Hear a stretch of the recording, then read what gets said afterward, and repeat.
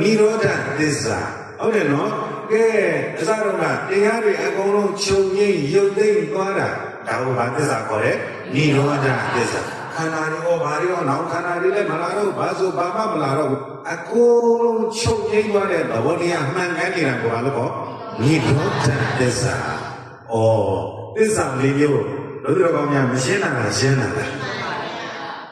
ပရမတ်ရဲ့သဘောတရားကိုလည်းဒီထက်မှာပါသွားတယ်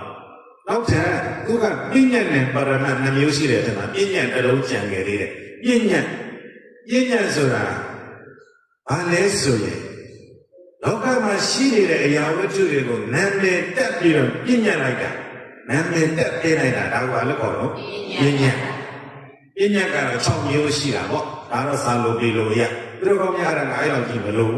အဓိကဘာလို့လဲဆိုလို့ရှိရင်ပြဉ္ညာမှာအဓိကကနာမည်သမုတ်ပြီးတော့ပြဉ္ညာပေးလိုက်တယ်ဆိုတာသိရင်ရပြီမင်္ဂလာဘုသူတော်ကောင်းများစာရေးကြည့်လိုက်သွားနေတော့ပြင်းနေပါလားပြင်းပါဘူးနော်ပြင်းမှုမလားမပြင်းတာကောင်းပါတယ်အခုမှနိုင်ရွက်တော့ကြည့်တော့မှာပါစာရေးကြည့်လိုက်သွားတယ်နော်လာမှာပါနော်ဒီနေ့ကနည်းနည်းပါးပါးလေးဥစားပြပါတယ်နည်းနည်းလေးတော့အချိန်လေးဝေလည်းပုံမှာပေါ့နော်မပေါ်ရင်လည်းမပေါ်ဘူးပေါ့ကဲထားလိုက်တော့သောနာကသစ္စာနှစ်ခုအပြည့်ရဲ့သဘောတရားကဘာလို့နာမည်တွေလိုက်ပြီးတော့တက်ပြီးလိုက်တာဘာလို့ပြည့်ညံ့ဟုတ်တယ်မလားတို့တော်ကောင်းများမှလည်းနာမည်တွေမရှိဘူးလားဒေါ်ဖြူဒေါ်ဝါဒေါ်နီဒေါ်ညူအမှုတွေမရှိဘူးလားရှိတယ်အဲ့ဒါဘာလို့ပြလိုက်တာ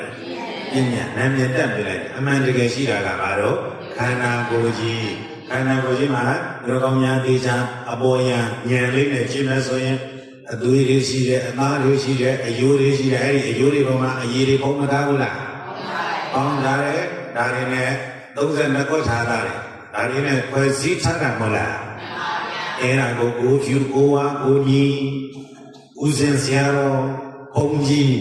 အစရှိတယ်ပြန်ဒါမို့တွေတက်ပြီးတော့ပြေးလိုက်တာမဟုတ်ဘူးလားဒါကိုဘာလို့ခေါ်ဥဒရတော်များရှိတော့ရှိပါသေးတယ်နော်ဘာလို့ခေါ်ပညာလို့ခေါ်တယ်ရှင်းနေတာပညာရဲ့သဘောတရားကိုသိပြီလားအစတော့ပရမတ်ရဲ့သဘောကိုလည်းပြောလိုက်ပြီနော်ဘုဟုယောဂီဆိုလို့ရှိရင်ပညာပရမတ်လည်းကွဲရမယ်တဲ့ဒိဋ္ဌိပြုတ်ဒိဋ္ဌိကွာလည်းသိရမယ်တဲ့ဟုတ်လားအကြောင်းအကျိုးလည်းသိရမယ်တဲ့သစ္စာဆိုရင်လည်းအယုတ်သစ္စာအမြတ်သစ္စာ